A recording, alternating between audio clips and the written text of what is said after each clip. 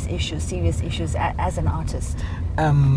First of all, I live in a country where these are like major issues, and I found out that my colleagues in the music industry don't really, if I should say, care about what's happening, in the sense that you find an artist living next door to a woman who's been abused, and he's still writing songs on let's go to the party and get drunk, and I'm saying you have a medium where people listen to you, you have millions of people following you on Twitter. Why can't you send that one message out, to say that, what, look at me, this is what is right. Yes. I'm telling you, this is what is right. So that because people are willing to dress in a certain way because they saw an artist dress in a certain way. I feel in the same light, if an artist said, do not beat your wife or your kid or rape a girl who does not agree to have sex with you, these people will still learn or want to do the same thing this guy is telling them not to do or to do, and that will go a long way, but they're not doing it. So I said to myself, I'm going to be that black sheep, if you may, who will talk about these other things that these guys have neglected, and that's how come I chose, I know a lot of people are doing other things with regards to trying to build society, but I chose to do abuse and child abuse, women abuse, and gender-based violence because I have a daughter, and the thought of her going through something like that was just too much for me to fathom, and I thought I should add my voice to avoid this from happening to my child or any other child, to say, going through that. So, well, that's very outstanding of you. I mean, we're living in a very complex world. Yes. And like you pointed out, I mean, these are big issues, especially in South Africa. We had those 2 horrific incidents recently. Those 2 young girls that were raped and killed in Diepsloot and just discarded in a toilet. And the infant, less than a month-old,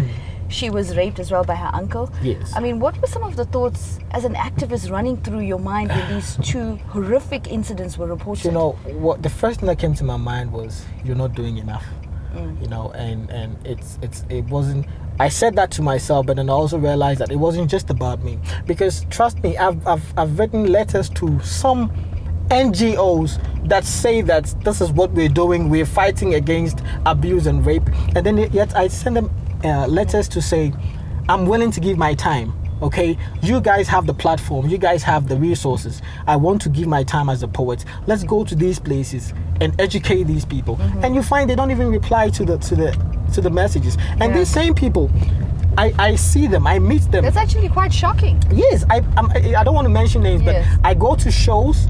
Okay, I do a lot of charity shows. I go to these shows. And you're talking about influential people in society that can really make a difference. Yes, I go to shows and I see them. And there was one time I was performing at the Joburg City Hall.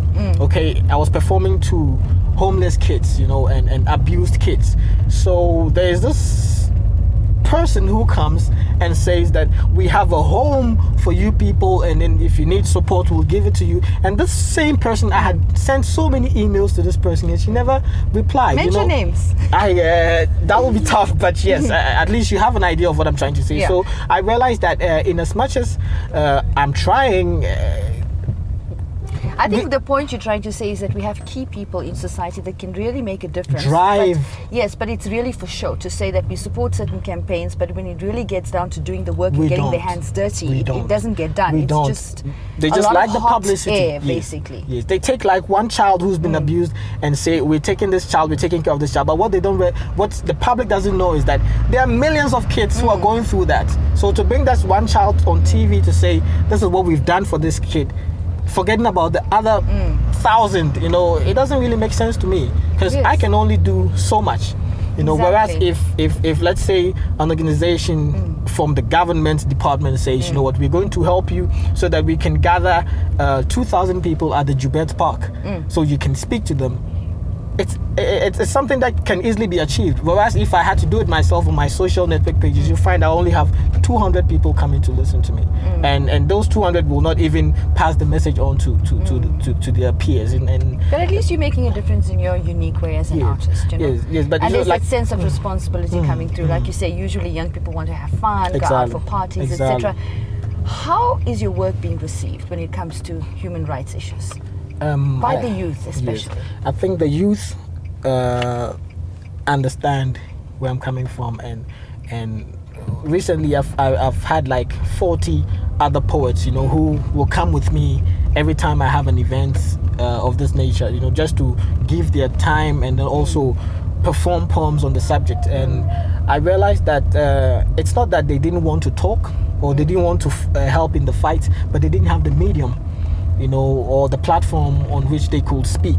So I think that youth is really keen on fighting this menace, and they just need that platform, you know. It's amazing, you know. I put one post to say that I have an event at a random place. You know what they say, the pen is worthier than the sword. Awesome, thank you very much for making that point. It's very true. If only the leaders will see it that way and support the people who write and the people who speak and the people who are listened to, it's going to go a long way. It's going to, a lot of revolutionary incidences that happen in the world happen through poets and writers. And great writers. You know, exactly. So I think if the government will focus on people like us, I mean, there's several, it doesn't have to be me, there's several other people who are trying to do this, but they don't have the medium. Thanks to me, thanks to my career or my experience, I've had to work with people like you, you know, so it's easy for me to get on TV and talk about these things. Is there things. a society that, you know, we can actually hook up with in Johannesburg when it comes to listening to poetry that focuses on tough issues like human rights abuse and women and child abuse? You know, I was having a conversation like this with a friend yesterday, and what I was telling him was, you know, in this industry there are two things. You either sell out or you stand for something. And most of the poets are selling out because they want to do shows. They want to be paid 50,000 rands for a show, and the shows that pay you 50,000 rands, they don't want you coming to talk to them about rape. They want you to come and talk about love and flowers and bliss, you know. So unfortunately, most of the young people that I know who are in this industry write poems, but the poems, the subject they write on has nothing to do with abuse, and it's sad, but you know, I also think they've not really come to that place where they see their craft or their arts as a way of serving humanity